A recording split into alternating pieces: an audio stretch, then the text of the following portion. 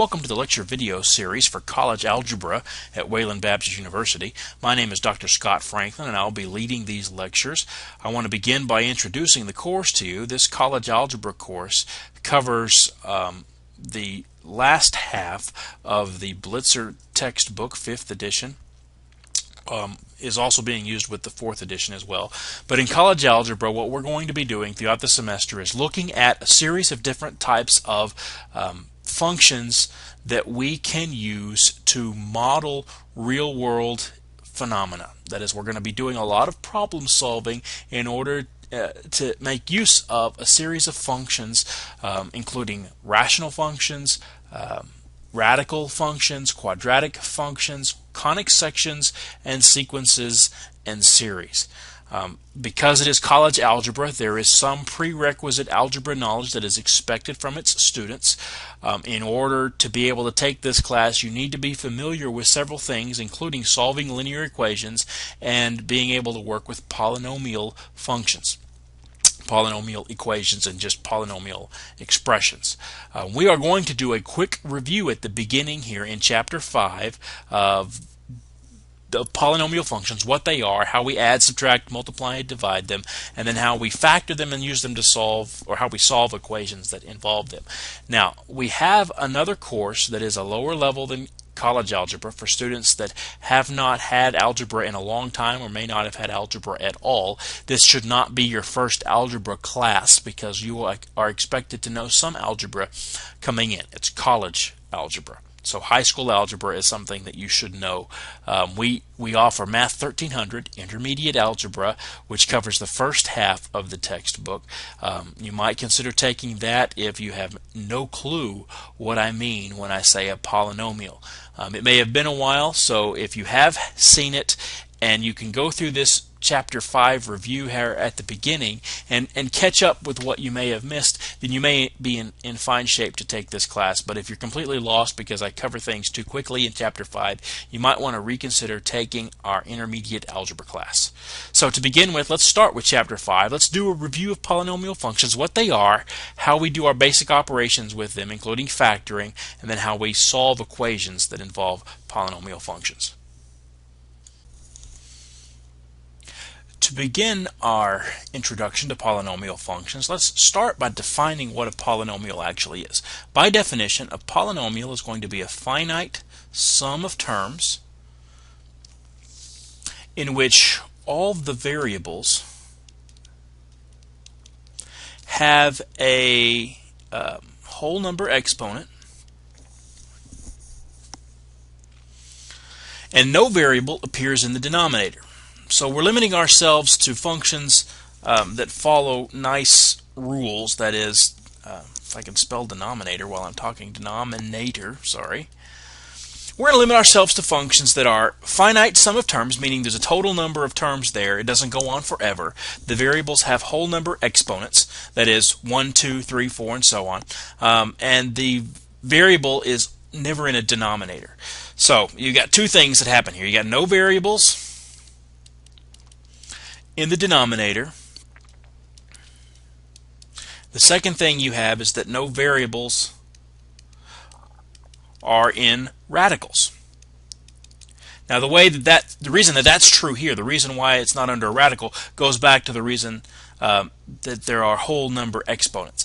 It turns out, and we will learn this later in this semester, that fractions in your exponent, or decimal numbers in your exponent, actually mean that they are some kind of root or radical. Radical being like a square root or cube root or something to that effect. If you have a variable underneath there, it's not going to be a polynomial. So, looking down in your notes, let's take a look at the next section and identify which of these are polynomials and which are not. Part A of this example, we're asked to identify whether or not it's a polynomial. This one has all whole number exponents, no variables are in radicals, no variables are in the denominator, so yes, that is in fact a polynomial. On part B, you recognize that because of the radical that you see in there, that is not a polynomial. On part C, we have different variables. You notice in A and B we only had a single variable. We had x. Well, it's possible to have polynomials that have more than one variable. That's not a limiting aspect of that definition. And if you look at all the exponents, which looking at this x right here, I don't know if you'll remember this or not, so I'll point it out. Whenever you see a variable without an exponent, it is understood to be 1, right? So x to the first is the same thing as just writing x. So clearly that is a whole number exponent, so is the 3. X, y, and z all have exponents of 1. So yes, indeed, that is a polynomial. It does not violate either of our restrictions. Next. This one right here is another example of a polynomial. Everything is fine and dandy. No variables in the denominator, all whole number exponents. Now this one right here, notice the variable in the denominator, which means this is not a polynomial. What about this one? F. Okay, we have just a single number. There are no variables involved at all. Well, that actually is also considered a polynomial. Finite sum of terms, all the variables have whole number exponents. There are no variables, so it doesn't violate that criteria. And of course, there are no variables underneath radicals. This one right here, because of the fractional exponent, is also not going to be a polynomial. So again, let me emphasize the reason why we limit ourselves to these types of functions is they're nice. We're going to learn how to handle these things inside and out, how to do whatever we want to do with polynomials. And then when we get to more advanced functions, as we go throughout college algebra, we're going to allow ourselves to consider, okay, what happens if we have variables in the denominator? What happens if we have radicals? And what we will typically do is take those types of problems and reduce them down into polynomial problems. Do some sort of trick that gets rid of the mess and turns it into something that we're able to work with. Now that we know what a polynomial is, the next thing we want to be able to do is to do all of our basic operations on polynomials. We want to be able to add, subtract, multiply, and divide. In terms of adding, the basic thing that you need to remember, 3 words. We're going to combine like terms. All right, that means same variable with the same exponents. Those are like terms. So in this example here, we're going to want to simplify this expression by combining the two, combining all of the like terms that we have. So the first thing we do is identify, well, I can just drop the parentheses here because there's nothing inside the parentheses that I can simplify further. All right, so this would be x squared plus 6x plus 4 plus 3x minus 1. Now we're looking for like terms.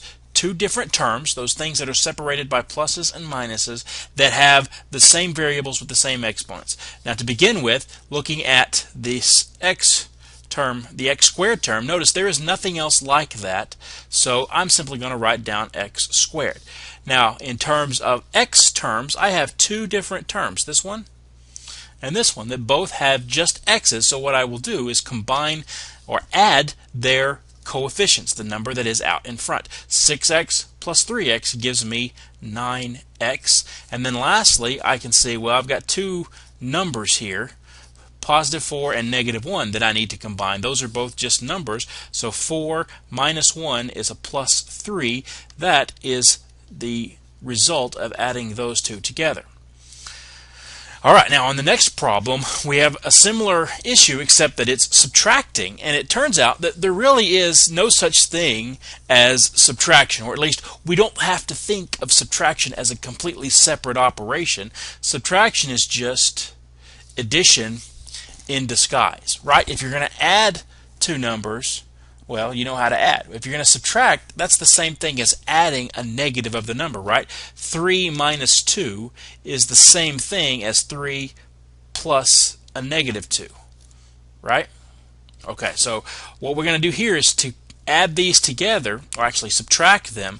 The thing that you have to remember is to take this minus sign and distribute it to each term inside. You're going to subtract this whole polynomial. This is in effect just like having a minus 1 sitting out in front, and whenever you have a number out in front of parentheses, you will distribute that number to each term inside. Okay? So when I multiply that out, here's what I get. Of course, the first polynomial doesn't change. It's still x squared plus 6x plus 4. Now subtracting, I'm going to take minus times 3x. That makes a minus 3x. I'm going to take a minus times a minus 1. That gives me a plus 1. So the thing that you have to remember, one of the easiest things to forget, is when subtracting, always distribute the negative. Now I can't do this in my online class here, but something I always do in my traditional classes is I make them chant this over and over and over again. Say it with enthusiasm, say it at the top of their lungs, say, when subtracting, always distribute the negative, because it's so easy to forget. If you don't do it, right, if I just drop the parentheses, I get this sign right here wrong. That plus is wrong, right? I would just have had a minus, but if I distribute it, I get a plus. Now we go back and do the same thing we did before. We see again that we have this x squared here is the only x squared term, so I have just an x squared. I have two x terms. I have a 6x and I have a minus 3x, so that's plus 3x. And then I have the 4 and the minus 1, or actually plus 1 now, giving me plus 5. And that is that function simplified. That subtraction problem simplified. So we've added polynomials together. We've subtracted them now. The next operation we want to consider is how do we multiply. The rule you learn for multiplying is basically just distribution. You already know, and we've done an example because we distributed the minus sign, that if you have a number like a 3 out in front of something like x plus 2, just a single term out in front, you will distribute that to each term inside, right? And that simplifies to 3x plus 6. Now, if you have more than one term out in front, you actually have two, the rule that you use there is to distribute the first term to each term in the second. Each term of the first polynomial distributes to each term of the second. So in this case it looks like this. I would take the first times the first, right, and get x squared. I'd take the first times that last one right there, and I get plus 4x, and then I do the inside. Okay, that is the 6 times the x, so plus 6x, and then the lasts together. 6 times 4 is plus 24. Okay, now you'll recognize that some of you who've seen this kind of operation done before, hopefully most of you have seen this, you may have referred to it as FOIL, which stands for first, outside, inside, last, because that's the pattern that you see. You do the first together, the outside, the inside, last. Now let me tell you, whenever I first learned this in, I guess it was in like the 8th grade or something, whenever I was first taught how to do this, I never learned FOIL. In fact, I didn't learn the name FOIL until I got to college and I was tutoring somebody in college algebra, and I was explaining to them how to multiply this out, and they said, "Oh, you mean FOIL?" And I was like, "FOIL? What in the world are you talking about?" And they said, "No, this, whenever you do the first, the outside, the inside, and the last." And I said, "Oh, you mean the monkey face?" The monkey face, they said. "What are you talking about, the monkey face?" I said, "Look at it. This is what my teacher called it. You got the mouth here, the chin, the eyebrows, you got the eyes, the big old ears on the side. It's called the monkey face." And so sometimes I will slip in the way that I present this into my college algebra classes. If I ever use the term monkey face as a verb, what I'm saying is to FOIL. That is to multiply out by distributing each term in the first to each term in the second. When it's a binomial times a binomial, monkey face is the shape that you get. And by the way, let me say FOIL only really is relevant if it's binomial 2 terms times a binomial 2 terms. If it's like, say for example, this next one, we're still going to do the same rule of each term in the first distributed each term in the second. We're going to end up with something that doesn't look like a monkey face for one, but also first and outside, inside. We've got more than just one outside, inside type of thing going on. Right, look at this. So if I take x squared times 3x, I'll get a 3x cubed. Now I got to take x squared times this one over here, which is going to give me a minus x squared. Now I got to take the middle term and distribute it. So I'm going to take it times 3x, which gives me plus 9x. Take this times the last one, which gives me a minus 3x. And now I've got to take the 1 times everything. 1 times 3x is plus 3x. And 1 times, by the way, this should have been 9x squared. I forgot to write that. My apologies. So I've got 1 times 3x is 3x, and 1 times a minus 1 is minus 1. Right? So now I come back in and combine like terms. So I'll have a 3x cubed. Right? That one's taken care of. Combine these two. I have minus x squared plus 9x squared is going to be a plus 8x squared. Add these together. Minus 3x plus 3x completely cancel each other out, and then minus 1, and that is as simplified as I can get it, and there we go. That's done. The last operation that we could consider is division, but we're going to omit that now because we don't really need it for Chapter 6, and in fact we're going to cover a little bit of division in Chapter 6. So let me leave that out for now and move on to the next topic. Ready to tackle the issue of factoring. Now, factoring for a polynomial means breaking a polynomial down into two simpler polynomials that multiply together. In fact, sometimes it may be more than two, but breaking it down into polynomials that are simpler than the original polynomial that multiply together to give me the larger polynomial. It's analogous to what we do with numbers when we factor them into their prime factor, something we will actually need to do later in the semester, but just as an illustration, if I gave you the number, say 36, I can break that down, factor it if you will, into two things that multiply together to give me 36. Now there's a lot of choices here, but one example would be 4 and 9. 4 times 9 is 36, and then I can break each one of those down further into things that are multiplied together. Eventually I'll get to where I can't break them down any further. 2 is just 1 times 2, so I can't go any further than that. And so I've factored the 36 into the simplest type of numbers that multiply together. They're called prime numbers because they're only divisible by themselves in 1.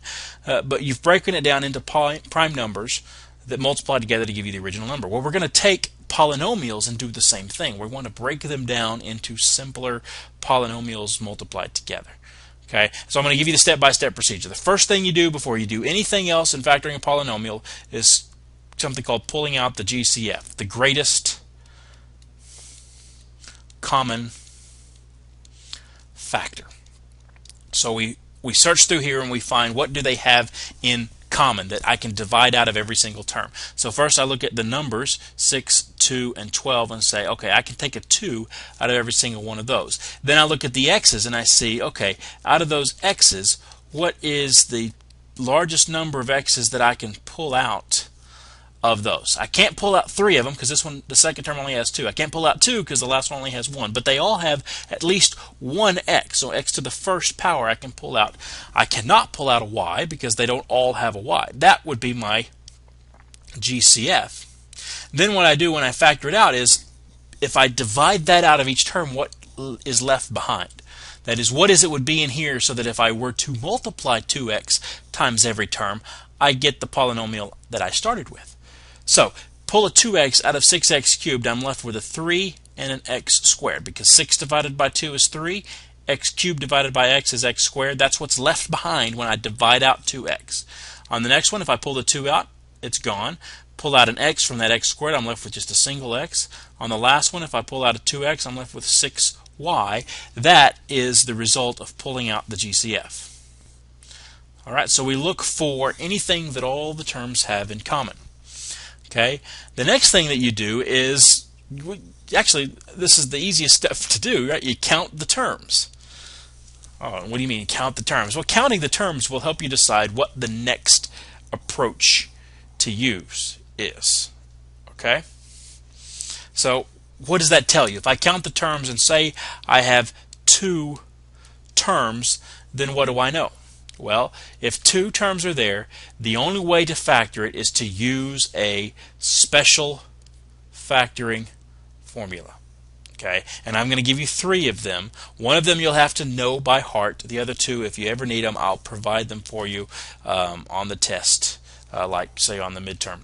If you need them, For your homework or your quizzes, feel free to look back in your notes and have your notes out as you're taking those quizzes.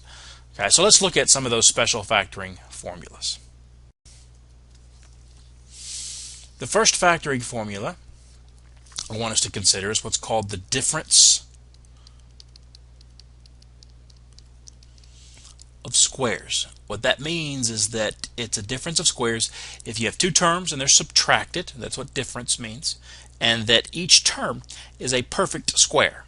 Okay, it doesn't have to just be a single thing squared. It could be something like 9x squared, right? Where both parts of it are themselves perfect squares. If it is a square minus a square, then it always factors into a plus b times a minus b, where a is that thing being squared in the first place, and b is that thing being squared in the second place. We also have a formula if it is a sum of perfect cubes. That is, if I can write it as something cubed plus something cubed, it is a plus b times a squared minus ab plus b squared. And you have a difference of cubes formula. That is a minus b times a squared plus ab plus b squared. You'll notice a very close similarity between the difference of cubes and the sum of cubes formula. Now, I did say one of these you need to know, and that is going to be this first one here. This one you should know by heart. That if you ever have two squares subtracted, a difference of squares, you should be able to factor that out into a plus b, a minus b, right? We'll do that, a couple of examples with that in just a second, but let me point this out. If you were to actually manually go in, just using the technique that we just learned how to do for multiplying, and multiply this out, you'll see, in fact, the right-hand side of each of these formulas, multiplied out, simplify, collect like terms, you will get the left-hand side. Okay, you get this. Notice, for example, in the difference of squares, if I were to multiply this out, I'd have a squared being the first. Notice what happens to the outside and the inside. The outside would be minus ab. The inside is plus AB.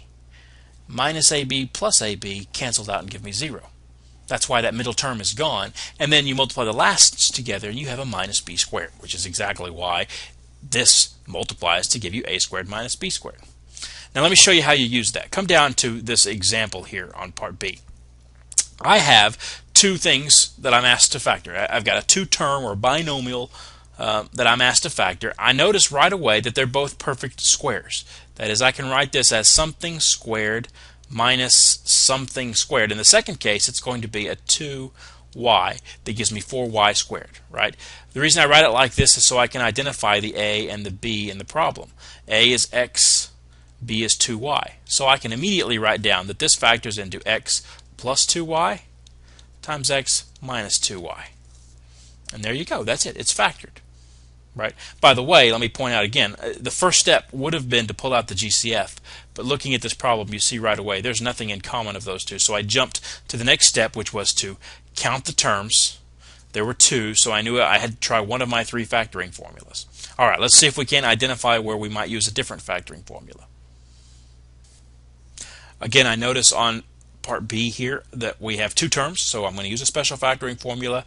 I see the 3 here, which gives me, that's the clue, that's the hint, that's the identifying characteristic that lets you know these are going to be perfect cubes, and it's a sum. So I'm going to say, okay, can I write this as something cubed plus something cubed? And if I can, then I'll come back up and apply my sum of cubes formula. I can scroll up. I hope you don't mind me doing this real quick. My sum of cubes formula right here. Okay. Now, coming back down here, let me write this out. This is going to be x cubed, and this is going to be, what is it that's cubed that gives me 27? Well, that's a 3, because 3 times 3 times 3 is 27. Now, what cubed gives me y to the 9th? I have to remember that the way that I get, whenever I raise an exponent to a power, I have to multiply the exponents, right? If I had y squared cubed, that's y to the 6th, which wouldn't be enough, so that doesn't work. It has to be y cubed to get me to the y to the 9th. So that's why I'm going to put a y cubed inside here, identifying now that's my a and that's my b. Okay, so that formula said that this would be equal to, if I had a cubed plus b cubed, I'll just leave it up there on the screen like that. A cubed plus b cubed up here is going to be a plus b. So in my case, that gives me x plus 3y cubed times a squared, so that's x squared, minus a times b, so x times 3y cubed, I'll write that as 3xy cubed, and then plus the last term squared.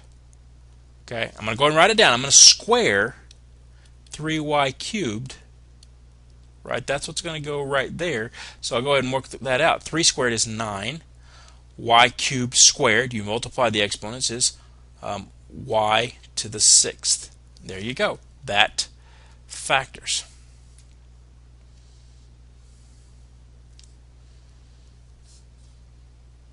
And we're done.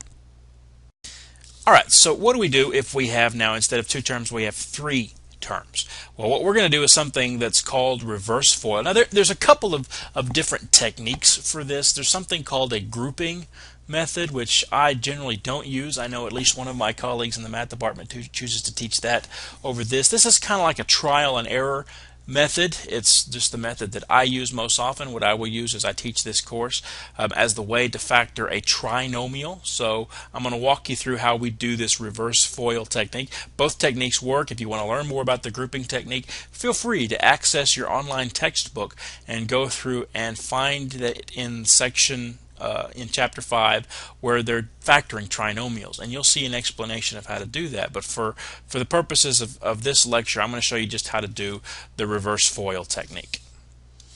To do reverse FOIL, what we're trying to do is trying to reverse engineer the FOIL problem.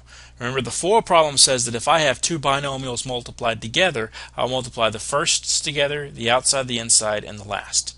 So the first thing to notice is that this x squared term right here is going to be what I get if I multiply the first 2 terms together. That's the firsts. The result is x squared. So what do I have to multiply together to get x squared? Okay, the most natural choice would be x and x. The next thing that I look at is this sign right here. That plus sign. That gives me some information about what the signs are inside here. Right? If it's a plus right there, that means they're the same sign, right? Because the sign of that last term is going to be the sign that I get when I multiply the lasts together. To get a positive, they had to be the same sign, because when you multiply 2 numbers together, if they're both positive or both negative, you get a positive. Okay, so we got to figure out what sign goes in there. Now, what we do then is we look at the other sign to tell which. In this case, I have a plus sign right there. That means these are plus and plus. They're the same and they're both plus. Okay?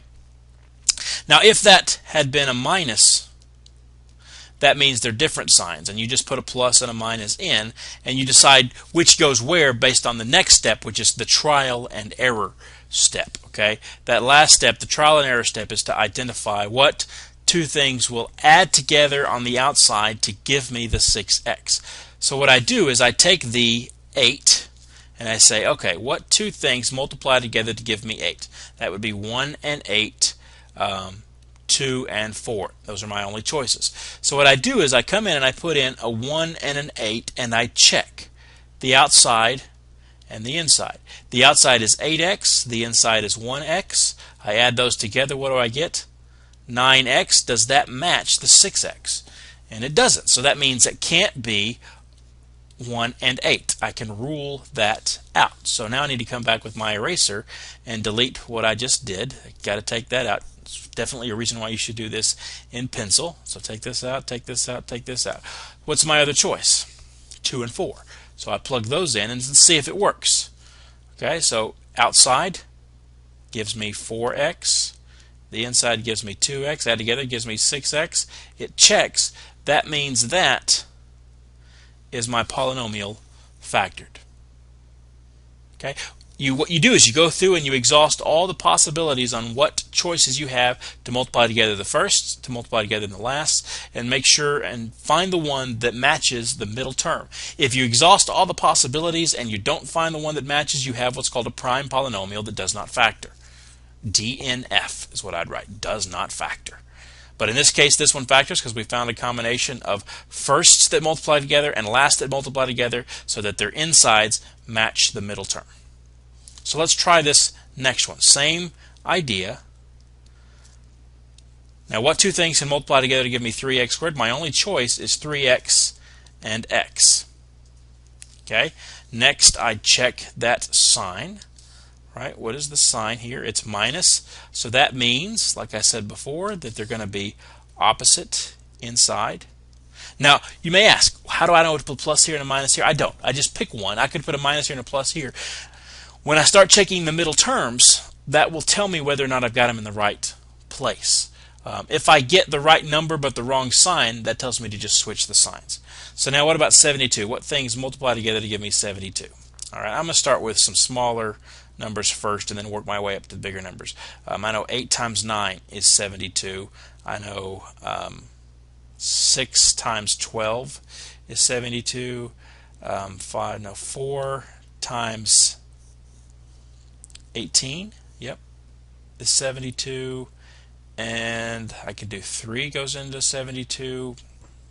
What is it, 24 times, 2 goes in there 36 times, and 1 is 72. There's all my choices there. So what if I tried 8 and 9? What does that give me on the outside and the inside? That gives me a minus 27x and a plus 8x. Add that together, I get a minus 19x. Oh, looky there, I got lucky. I love it when I get lucky. I could have tried all these other ones first, but I got lucky and got the right answer. See how some of these problems can be rather lengthy. You'll not have a lot of lengthy ones in there, but I'm still not quite right. You see that? I've got a minus sign when I need a plus sign. That's where you go back and do what I told you before, where you change just those signs in the middle and make them the opposite of what they were, minus plus. That gives me a plus 27 and a minus 8. 27x minus 8x is positive 19x. So there we go. We have it factored. When there are 4 or more terms, we use a technique known as grouping, which means, in effect, we're going to group these into pairs or groups of a certain size and factor the GCF out of each one.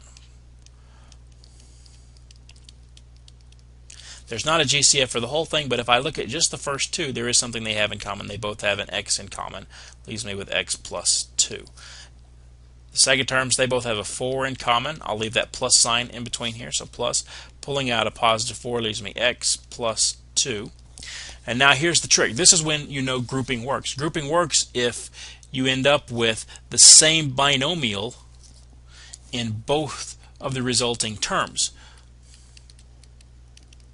If that happens, you pull out that common polynomial. That is, pull the x plus 2 out front.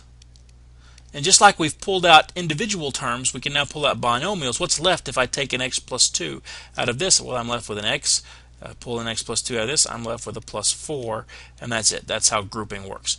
It doesn't always fall out this way. If you try grouping one way, that is, I put the first two together and the last two together, and I don't end up with a common binomial, you might try grouping other ways until you've tried every possible grouping, and it may turn out again that you have a polynomial that does not factor using any of our techniques we've provided here. But this one is an example of what you will mostly see when you see 4 terms, and that's how we factor it.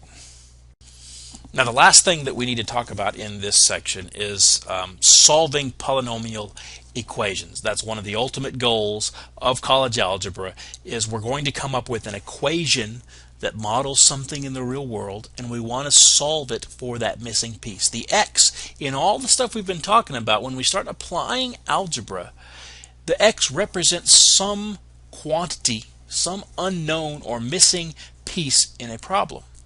So once you establish an equation that relates the unknowns together, you then have to figure out what is that missing piece.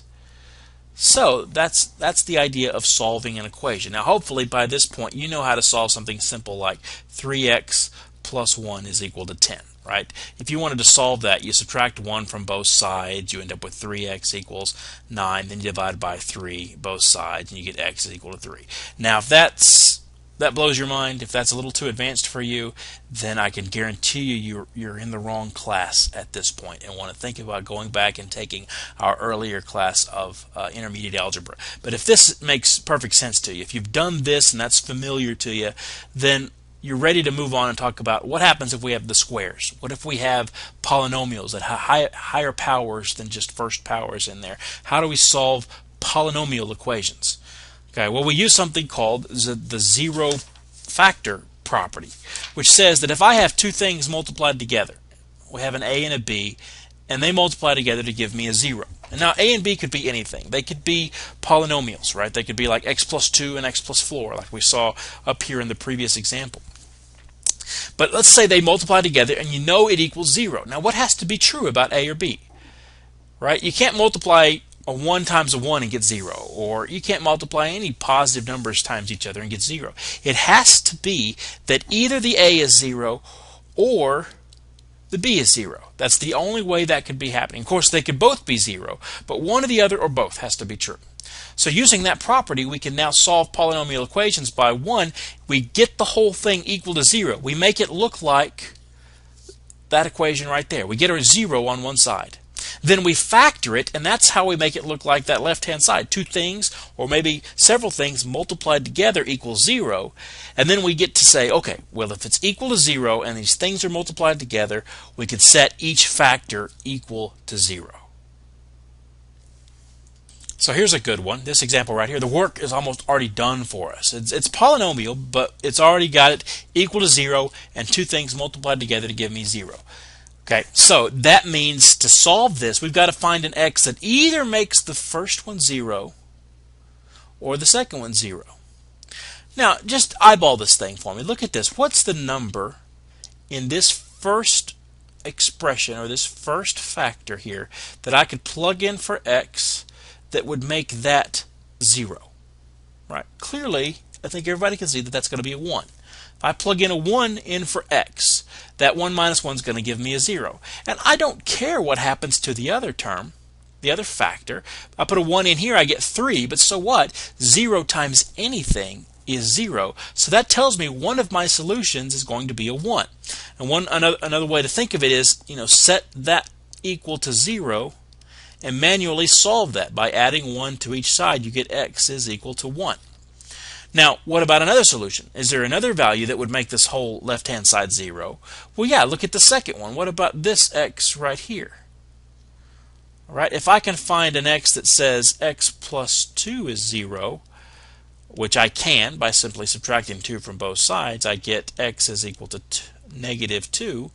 There is another value that if I plug in for x, it gives me a 0 here. It gives me something else here. In fact, it gives me like a negative 3. Again, I don't care, because one of those is equal to 0. Both of these are solutions to the original equation. All right, now looking at the next one. Same ball of wax, same deal, except that we've got to do a little bit of work ahead of time. We need to get the thing equal to 0. We see that it's a square and a first power term, which basically means that your technique for solving linear equations, that technique I showed you above where we just get x by itself, doesn't work anymore, because we can't ever get the x squared together with the x to make it just an x by itself. Right? We can't isolate the x. So our only other option is to get it equal to 0 and then use our polynomial factoring technique. So to get it equal to 0, how do I get it equal to 0? Well, just move stuff. Throw things to the other side. We know we can add, say, 13x to both sides. And by doing that, that's going to give me a 0 on the right-hand side. Over here, I'll have 3x squared plus 15x plus 12. So now I'm going to factor. Now, you may want to jump to reverse FOIL, but let me warn you, first things first, right? What's the first thing you always try when you try factoring? And if you try it, it'll make your life a whole lot easier, right? Pull out the GCF. What do these three things have in common? They all have a 3, right? So pull the 3 out. I'm going to be left with x squared plus 5x plus 4 equals 0. Now I factor what's remaining. Right, that's going to be an x and an x. I know they're both plus, and 1 and 4 works, right? Because outside gives me 4x, inside gives me 1x. That adds together to give me 5x, so that factors. So now what I've got to do is set each factor equal to 0. Now I'm not going to set the 3 equal to 0, right? If I set 3 equal to 0, that doesn't make any sense, right? Because there's no variable in there. If I had pulled out a GCF with a variable, I would need to set it equal to 0. But in this case, I can't get anything out of 3 equals 0. It's not even true. So there's no solution that comes out of that factor. What about this one? X plus 1 equals 0. Yeah, subtract 1 from both sides. X is equal to negative 1. And this one, x plus 4 equals 0. Yeah, I can subtract 4 from both sides. X is equal to negative 4. Those are my two solutions. So that is how we solve polynomial equations. We're going to need to use that as we jump into Chapter 6. We're going to be having to factor all over the place. In fact, just about everything that we go through in Chapter 6, the very first step says factor. Factor, factor, factor.